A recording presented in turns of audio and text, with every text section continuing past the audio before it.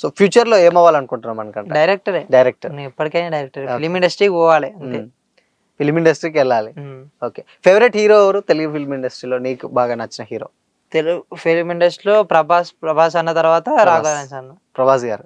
చూసావా సలార్ మరి రీసెంట్? చూసిన. ఎన్నిసార్లు చూసావు సలార్? నేను సలార్ 3 times చూసిన. 3 times చూసావు. ఎలా అనిపించింది సలార్ మూవీ? చాలా బాగుంది. అంటే విజువల్స్ ఎఫెక్ట్స్ బాగున్నాయి.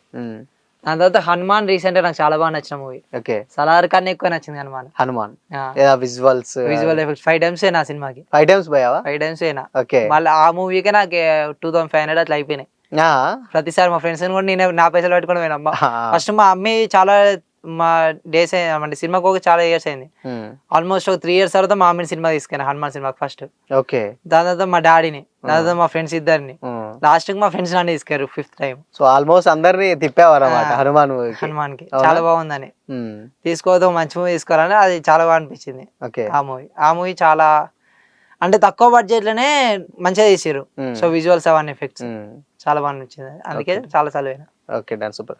అండ్ ఇంకోటి ఏంటంటే మీరు వీడియోస్ చేస్తూ అంటే ఫుడ్ బ్లాగ్స్ ఇవి స్టార్టింగ్ చేస్తున్నప్పుడు ఎవరికైనా కానీ అంటే మనకు చూస్తున్నప్పుడు వీడియోస్ చేస్తున్నప్పుడు కానీ ఏదైనా చేసినప్పుడు కొంతమంది నుంచి వెళ్ళి నెగిటివిటీ కూడా చాలా ఎక్కువ ఉంటుంది. అంటే వీడియోస్ చేసి అంటే వీడియో చేసేది బొక్కలే ఆ రివ్యూస్ కూడా వచ్చి ఉంటాయి, కామెంట్లు వస్తాయి కానీ ఎప్పటికప్పుడు డిలీట్ చేస్తూ ఉంటా.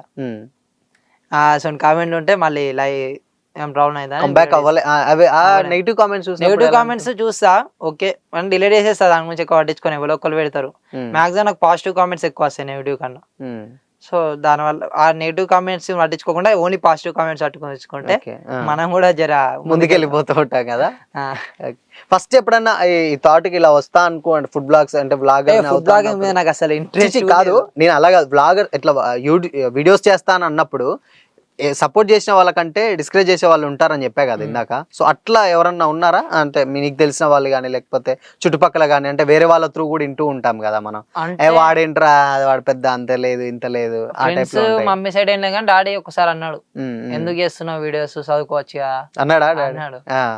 అంటే సరే నేను ఇప్పుడే స్టార్ట్ చేసిన కదా, ఓ 2 months తర్వాత నీకే కనబడతలే నా సక్సెస్ అని చెప్పిన.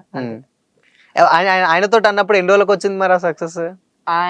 అంతే 2 months పట్టింది. 2 months పట్టేసింది. 2 months పట్టింది. తర్వాత ఏమన్నాడు మా డాడీ? ఏంటి తర్వాత ఫీలింగ్? సైలెంట్ అయిపోయింది. పైసలు ఎంత వస్తున్నాయి, పైసలు వస్తున్నాయి, ఏమన్నా యూజ్ ఉన్నదా అట్లా స్టార్ట్ చేసింది. ఓకే, ఎవరైనా ఏంటి అంటే ఇప్పుడు బేసిక్ గా నార్మల్ గా పైసలు ఇప్పుడు సక్సెస్ అయినా కూడా దాంట్లో ఇన్కమ్ లేదని తెలిస్తే ఎందుకు చేస్తున్నావు అని అడుగుతారు.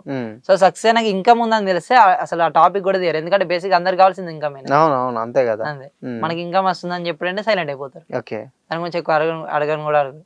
ఓకే, అండ్ ఇంత చిన్న ఏజ్ లో ఎంత మెచ్యూర్డ్ గా అంటే ఎట్లా మనకంటే అంటే ఏమైనా స్ట్రగ్లింగ్ ఫేస్ చేయడమా లేకపోతే ఏంటి పరిస్థితుల ప్రభావమా లేకపోతే అంటే అర్థం చేసుకోవడం కానీ లేకపోతే ఏముందండి ఈ టైప్ ఆఫ్ లో? అంటే ఈ ఏజ్ లో రావాల్సింది కదా. అంటే కొంచెం చిన్న ఏజే కదా, ఇంకా టైం ఉంది కదా, అంతకు ముందే వచ్చేసింది కదా. దేనికి అంటే ఏంటి మమ్మీ వాళ్ళ పెంచే విధానం అనుకోవచ్చా? మెచ్యూరిటీ అంటే మనం ఆలోచించే విధానం ఎక్కువ. మా అమ్మకి కొంచెం మైండ్ సెట్ ఎక్కువ ఉంటది, అంటే ఐడియాస్ ఎక్కువ ఉంటాయి. సో ఐడియాస్ నాకు కూడా అట్లా ఇచ్చేస్తూ ఉంటారు, ఎలా చేస్తే ఎలా పోతాయి వీడియోస్. సో దాని మీద ఆలోచించి చేసిన. ఓకే, ఇప్పుడు ప్రెసెంట్ ఇప్పుడు డిప్లొమా థర్డ్ ఇయర్ అన్నావు. సో దీని తర్వాత ఏంటి నెక్స్ట్ లైఫ్ లో ఏంటి నెక్స్ట్ స్టెప్ ఏంటి మరి? డిప్లొమా థర్డ్ ఇయర్ తర్వాత మనకి బ్యాక్లాగ్స్ అన్ని క్లియర్ అయితే. బ్యాక్లాగ్స్ ఉన్నాయా?